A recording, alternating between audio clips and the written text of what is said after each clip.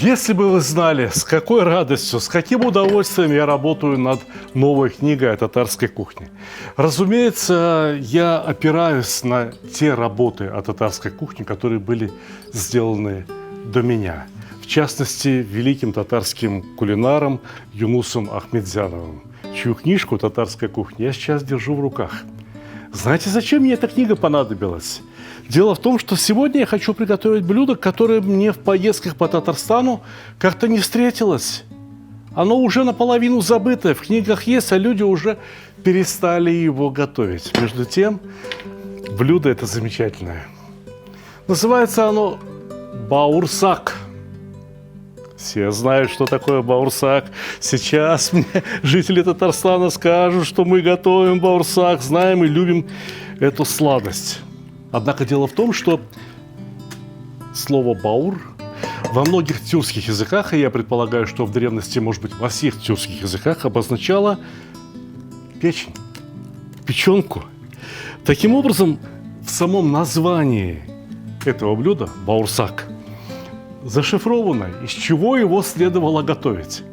Каким образом, как получилось так, что из баурсака впоследствии эта самая печень, печенка практически полностью исчезла, теперь все готовят только сладкий баурсак, я не знаю. Но я хочу приготовить баурсак именно с печенью. Я взял баранью печенку, здесь у меня весит примерно килограмм. Какая выросла, такая выросла. И я читаю книгу. Здесь даны пропорции на 600 грамм муки, но совершенно не рассказано про то, как замешивать тесто. Так писались в то время книги, потому что писались книги преимущественно профессионалами, которые все и так знали. Они понимали, как надо замешивать тесто. А я сегодня работаю для людей, которые, возможно, не знакомы с татарской кухней. Мне хотелось бы научить, как замешивать тесто даже тех людей, которые станут это делать в первый раз. Итак, речь идет о дрожжевом тесте, в которое должно уйти на килограмм муки 10 куриных яиц. Яйца попались в магазине мелкие, ничего страшного, значит, взяли 11 яиц. В целом, могу сказать, что должно быть примерно 500-550 грамм яиц. И если мы говорим о тесте, то сначала яйца следует размешать, даже, может быть, слегка взбить. А почему нет? Образуются пузырьки, которые, впрочем, образуются еще и от работы дрожжей.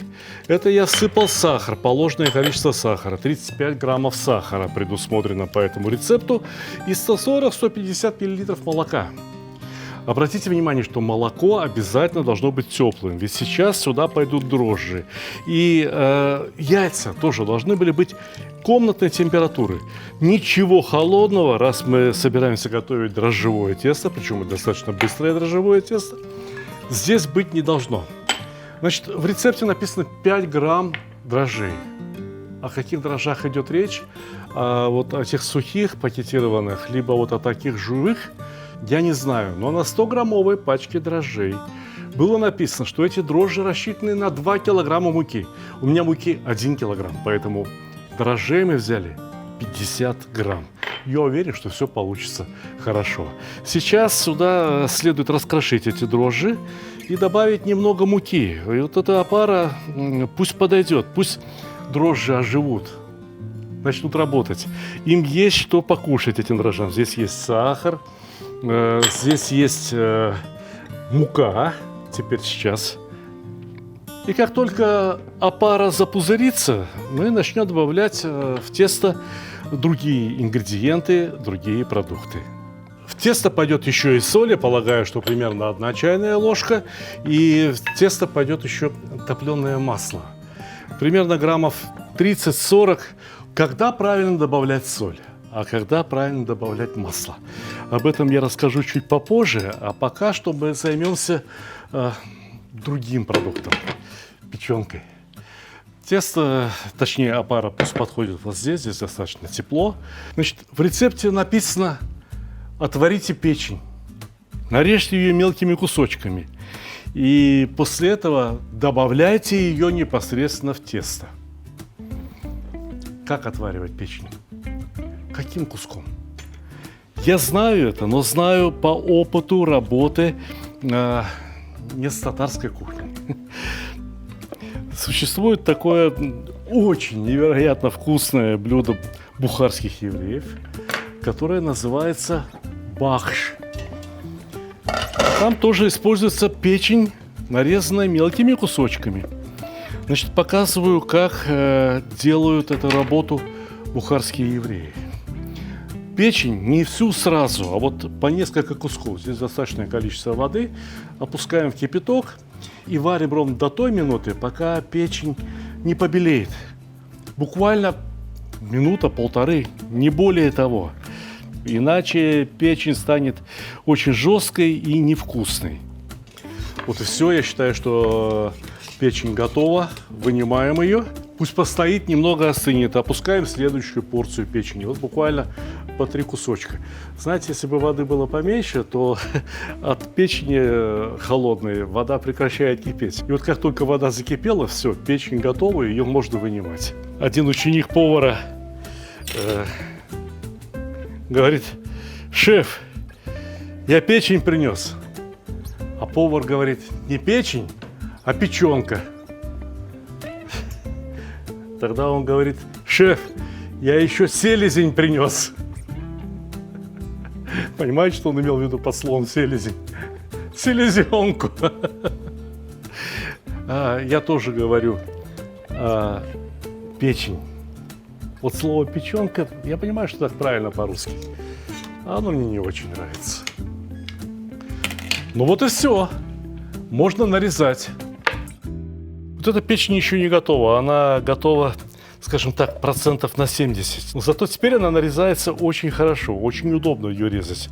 А свежую печень нарезать так мелко, ну, просто невозможно. Я где-то встречал рекомендации и вовсе пропустить печень для баурсака через мясорубку.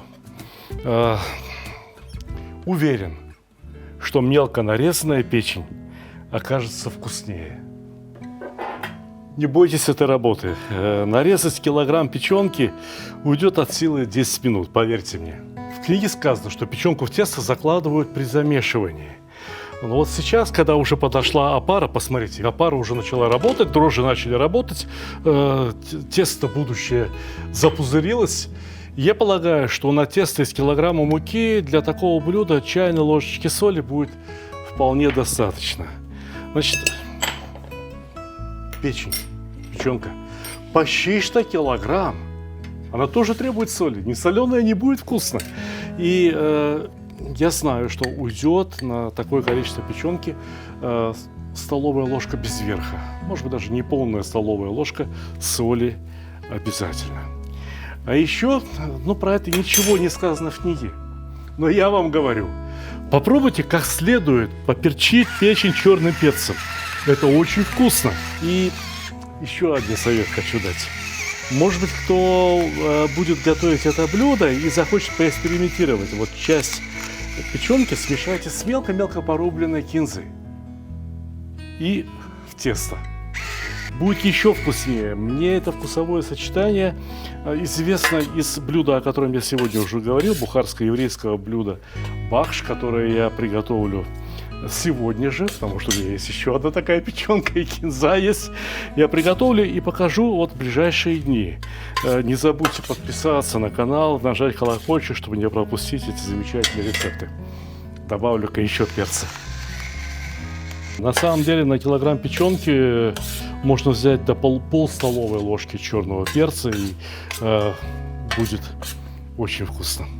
Ну все, начинаем замешивать тесто. Опара подошла, печенка нарезана, мука наготове и топленое масло тоже есть.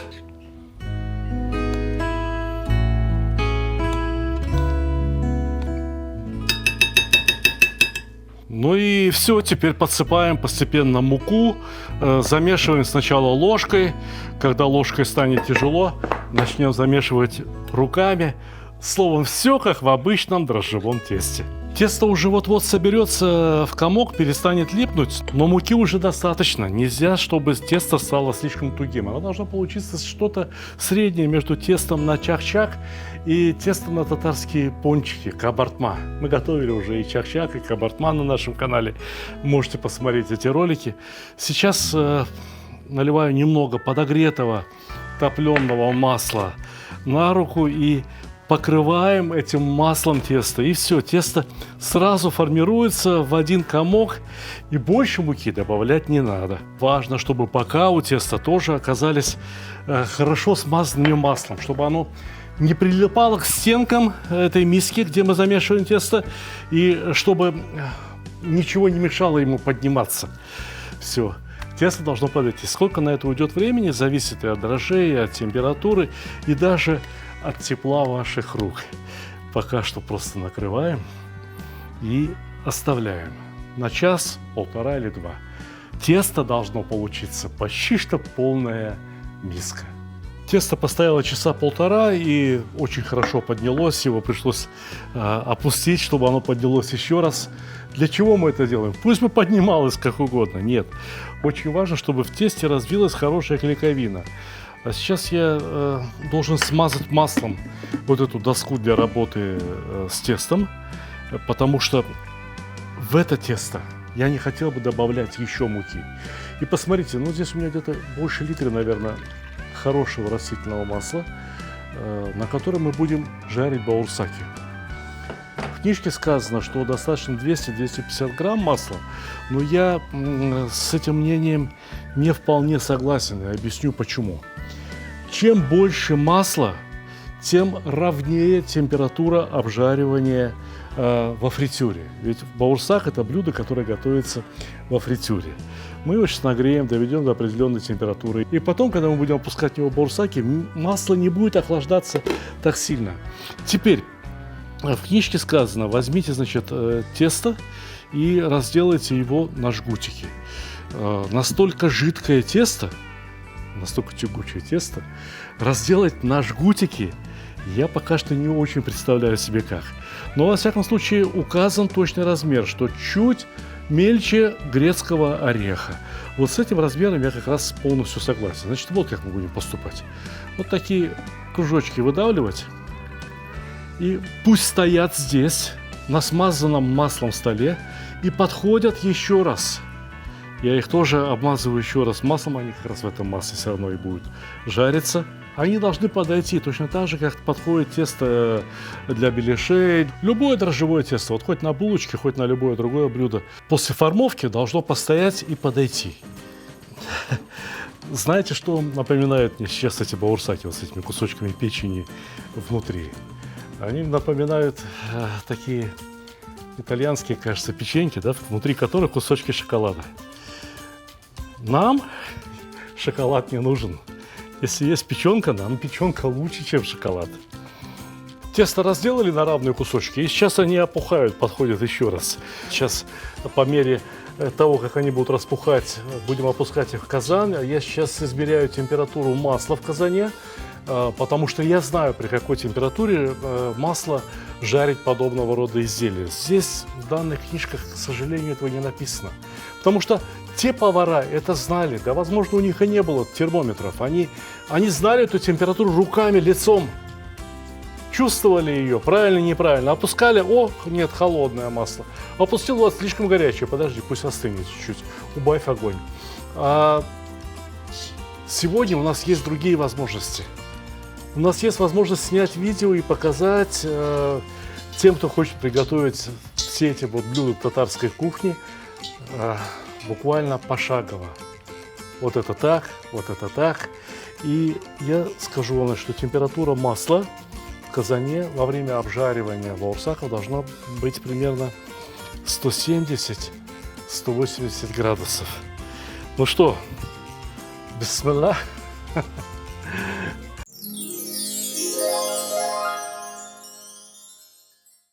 Книга-видеобук составлена по лучшим рецептам моего канала на YouTube. Все мои книги напечатаны с наивысшим качеством. Иллюстрации очень хорошие. А эта книга может стать пособием для создания семейного меню. Здесь рассказано именно о тех блюдах, заготовках, вареньях, десертах, которые не сходят с нашего стола круглый год. Для блюд марокканской кухни понадобятся те же самые продукты и специи, что есть и у нас. Но блюда и вкусы очень необычные, абсолютно новые. И про шашлык я могу рассказать столько нового, столько необычного, что вы будете удивлены. Да и в казане можно готовить не только плов. Казан – это настоящий рояль на кухне.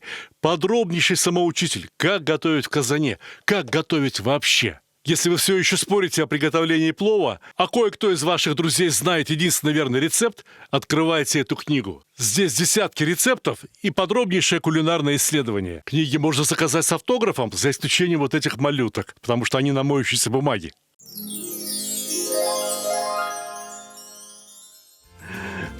Кстати, могу сказать, что баурсак – блюдо не только татарское. Готовят его практически все тюркские народы. И преимущественно готовят просто из теста. Вот такой вариант с печенью я встретил только в книге про татарскую кухню. А так все готовят и посыпают кто сахаром, сахарной пудрой, некоторые посыпают солью. Такая получается хорошая закуска, не знаю, где-то на свадьбе подать, чтобы люди сразу заморили червячка и потом спокойно сытыми сидели, ждали, когда там будут готовы основные блюда. Посмотрите, как они себя ведут. Нет, температура масла еще недостаточная. Они должны быстрее золотиться. Я прибавляю огонь, и 170 градусов сейчас температура. Кажется, неплохо. Видите, как надувается? Видите, какие получаются? Некоторые уже вполне готовы, и выкладываем их на бумагу для того, чтобы лишнее масло стекло. А зачем нам лишнее масло? Все, что необходимо, есть внутри теста этих самых баурсаков. Тут есть и яйца, есть и молоко, и самое главное, что есть печень, печенка. Я никогда не видел, как готовят баурсак в Татарстане. Могу вам рассказать, как происходило дело в Узбекистане, в Таджикистане. Семьи были большие, и хлопковое масло, но это такой продукт, который употреблялся очень много, при возможности закупалось сразу в большом количестве, бидонами. Хлопковое масло следовало прокаливать обязательно. И чтобы не калить каждый раз там по 200, по 300 грамм и не дымить дома, да, выносили во двор большой казан, устраивали огонь и калили сразу там, не знаю, по 40, по 50, по 60 литров, у кого какой казан был. Так вот, после того, как прокалили масло, его переливали по различным посудам, а в казане оставалось там 2-3 литра масла. И вот к этому моменту женщины уже замешивали тесто, пацаны бежали со своей картошкой, и все жарили вот в этом большом количестве масла, вот точно так же, как мы сейчас во фритюре жарили эти баурсак и жарили картошку. И потом ели, значит, обязательно кто-то посыпал мелкой солью. А если просто тесто, то посыпали сахаром, и это вкусно. Я бы даже и вот эти с печенью тоже попробовал присыпать сахарной пудрой и корицей.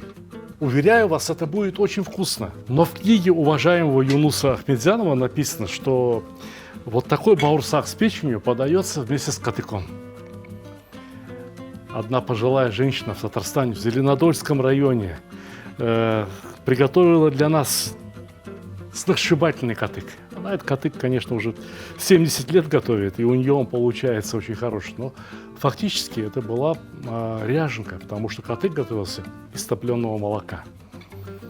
Я решил вспомнить и эту бабушку, и этот катык, взял ряженку и добавил что-то свое.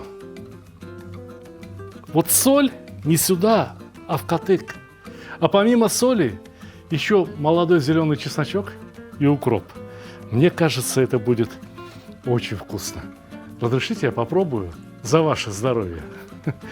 Значит, обмакнули, и приятного аппетита, Сталик. Я должен сказать, что вот это намного плотнее и намного сытнее, чем я ожидал. И теперь передо мной стоит практически неразрешимая задача. кто все это будет есть, а? Разве что вам пожелать приятного аппетита, дорогие мои.